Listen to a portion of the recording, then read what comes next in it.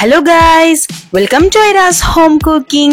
இன்னைக்கு நம்ம சேனல்ல பாத்தீங்கன்னா ஒரு சூப்பரான சிக்கன் ரெசிபி தாங்க பார்க்க போறோம். சோ நம்ம ஹைதராபாத்ல பாத்தீங்கன்னா மேரேஜ்ல எல்லாம் ரொம்ப ஸ்பெஷலா செய்யக்கூடிய ரெட் சிக்கன் தான் இன்னைக்கு செய்ய போறோம். சோ எல்லா மேரேஜ்லயும் பாத்தீங்கன்னா ரொம்ப ஸ்பெஷலாவே செய்வாங்க. சோ அதுக்கு சைட் டிஷ்ஷா பாத்தீங்கன்னா சப்பாத்தி, ரோட்டி, நான், ஏன் ரைஸ் கூட நீங்க சாப்பிடலாம். அந்த அளவுக்கு ஒரு எம்மியான ரெசிபி தாங்க. இன்னைக்கு ரொம்ப ஈஸியாவே வாங்க செஞ்சிடலாம். இந்த ரெசிபி செய்யறதுக்காக ஃபர்ஸ்ட் பாத்தீங்கன்னா நான் ஆனியன் வந்து ஃப்ரை பண்ணி எடுத்துக்க போறேங்க. ஸோ ஃப்ரைட் ஆனியன் வந்து மசாலால சேர்ப்பாங்க. ஸோ அதனால ஃபர்ஸ்ட் வந்து நம்ம ஆனியன் நல்லா ஃப்ரை பண்ணி எடுத்துக்கலாம். இப்போ ஆனியன் பாத்தீங்கன்னா சூப்பரா கலர் சேஞ்ச் ஆகி வந்துருச்சுங்க. சோ இதை வந்து நம்ம தனியா வந்து ஒரு ட்ரேல மாத்திக்க போறோம். சோ இந்த மாதிரி நல்லா ஃப்ரை ஆகி வரணும். சாப்பிடும்போது பாத்தீங்கன்னா மொறுமொறுன்னு இருக்கும். சோ இப்போ வந்து ஆனியன் வந்து சூப்பரா ரெடி ஆயிடுச்சுங்க. சோ எடுத்து தனியா வச்சுக்கலாங்க. இந்த எண்ணெயை பாத்தீங்கன்னா நீங்க சிக்கனுக்கும் யூஸ் பண்ணிக்கலாம்.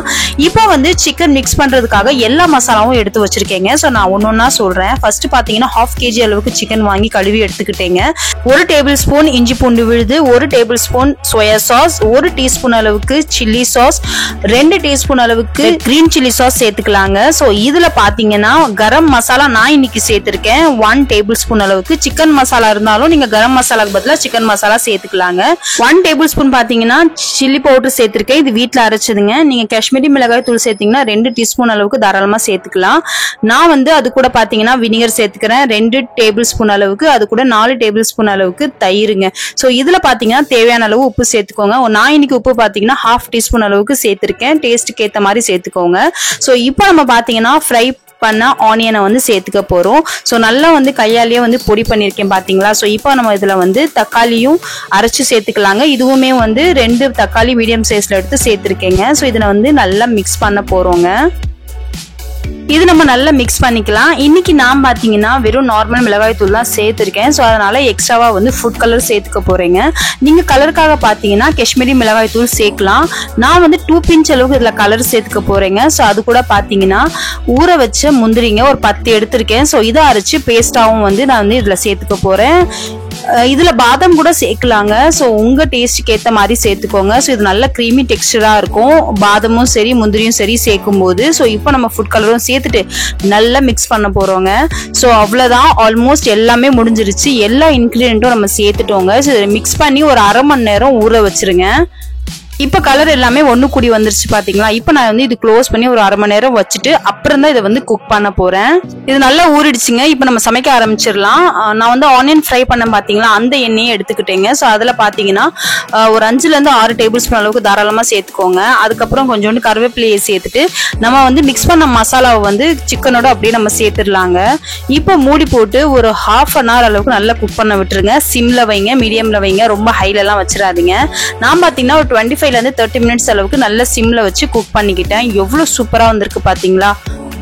இந்த ரெசிபி பாத்தீங்கன்னா கொஞ்சம் செமி கிரேவியா தான் இருக்கும். ஏன்னா சப்பாத்திக்கும் சரி தந்தூரிக்கும் தான் மோஸ்ட்லி இதை வந்து சைட் டிஷ்ஷா வைப்பாங்க. ஸோ நான் பாத்தீங்கன்னா எனக்கு தேவையான அளவுக்கு நல்ல திக்னஸை வச்சு கிரேவி இறக்கிக்கிட்டேங்க. இறக்கும் போது ஒரு 1/2 டீஸ்பூன் அளவுக்கு பெப்பர் தூவிக்கிட்டு அதுக்கு மேல பாத்தீங்கன்னா கொத்தமல்லியும் பச்சை மிளகாயும் நடுவில் கீறி விட்டு சேர்த்துக்கிட்டேங்க. ஸோ இப்போ நம்ம மிக்ஸ் பண்ணி சூப்பரா இறக்குனா நம்ம ஹைதராபாதி ரெட் சிக்கன் சூப்பரா ரெடி ஆயிடுச்சுங்க.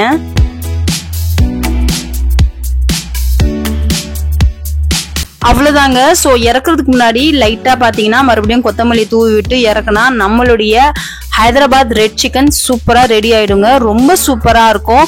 இதை வந்து மோஸ்ட்லி பாத்தீங்கன்னா சப்பாத்தி, நான், இடியாப்பம், அது கூட பாத்தீங்கன்னா தந்தூரி ரோட்டிங்க. சோ இது கூட நீங்க சர்வ் பண்ணி பாருங்க. உண்மையா சாப்பிடுறவங்க எக்ஸ்ட்ராவா சாப்பிடுவாங்க. அதோட சாப்பாட்டுக்குமே ரொம்ப சூப்பரா இருக்கும். இன்னைக்கு ரொம்ப சூப்பராவே நம்ம ரெடி பண்ணியாச்சு. சோ என்னெல்லாம் மேல தெரிஞ்சு எவ்வளவு எம்மையா வந்திருக்கு பாத்தீங்களா.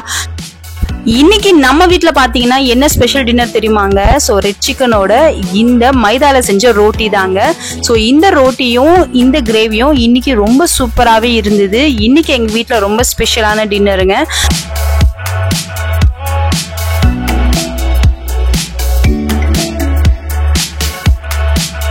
ஹைதராபாத் ஸ்பெஷல் ரெட் சிக்கன், லால் சிக்கன் சொல்லுவாங்க. ஸோ இது பார்த்தீங்கன்னா ரொம்ப சிம்பிளாகவே வீட்டில் வந்து செஞ்சுட்டோங்க. ஸோ ரொம்ப எம்மியாகவும் டேஸ்டியாகவும் இருக்கும். ஸோ இதே மாதிரி நீங்களும் வீட்டில் செஞ்சு அசத்துங்க. ஸோ இந்த வீடியோ பிடிச்சிருந்தா லைக் பண்ணுங்க, ஷேர் பண்ணுங்க, மறக்காம என்னோட சேனலை சப்ஸ்கிரைப் பண்ணிக்கோங்க. இதே மாதிரி சூப்பரான வீடியோல நான் உங்களை மீட் பண்றேன். அது வரைக்கும் பாய்.